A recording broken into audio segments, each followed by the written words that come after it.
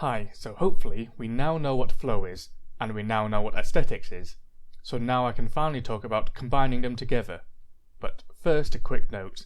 I am a mentor for the Community Mentorship Program, and during the last cycle I hosted a discussion where we talked about this very subject, combining flow and aesthetics. That discussion pretty much covers everything I am about to talk about in this video, but in a bit more detail. So you can read that if you wanted, the link will be in the usual place. But stick around for a more direct and compressed version of my discussion. So let's start with why it's difficult to consider both flow and aesthetics at the same time. Well, what if I get to narrate my videos as quick as I can, but also as clearly as I can? I either sound like an idiot, or I sound really dumb. It's not easy to upkeep two conditions at once, because, well, multitasking is hard. I can either speak quickly or clearly, but to give one way means I have to sacrifice from the other.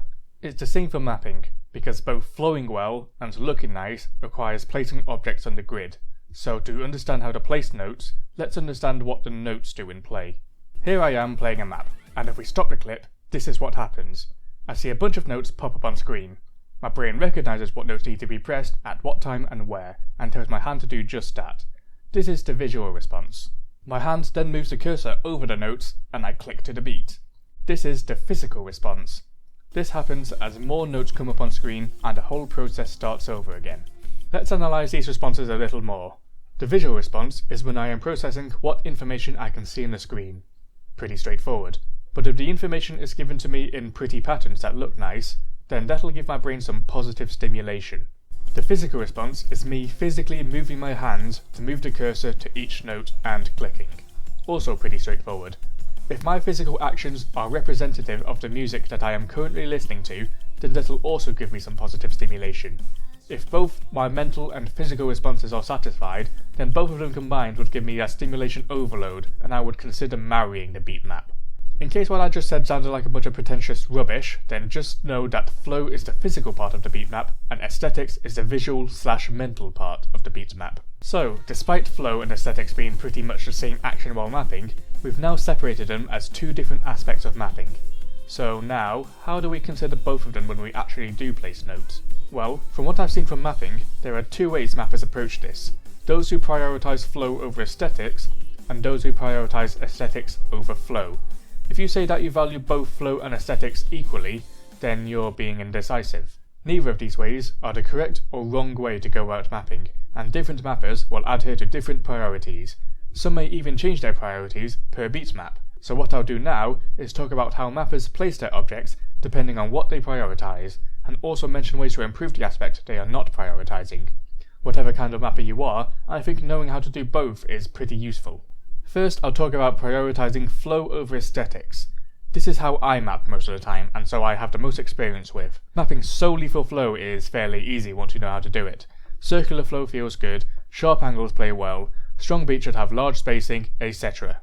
At this point, you should consider the aesthetics to be a rough draft, and it can be polished up later. The thing with physical placements is that they can be approximated and adjusted afterwards. I could nudge this circle over by 2 units and you would hardly feel a difference in the map, but visually, this could make a huge difference.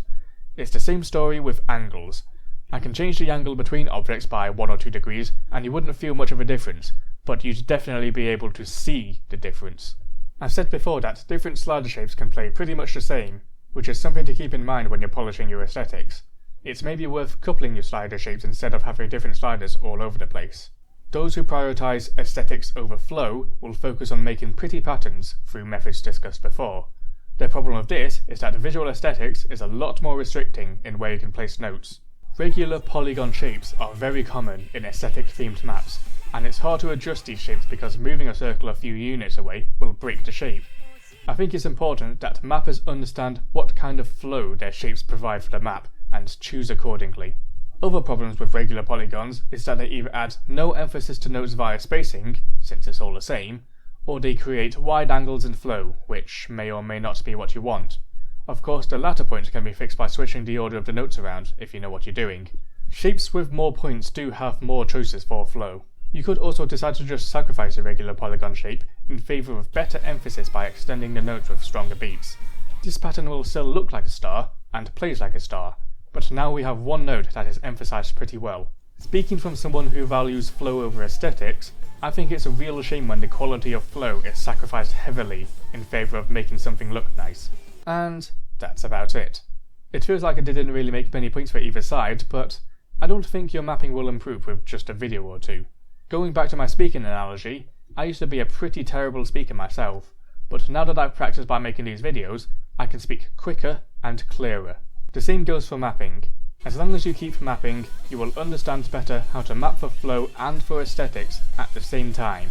After a while, nice looking shapes come naturally with flow, or vice versa. You get better with experience. Or, if I was to sum it up in 2 words, map more.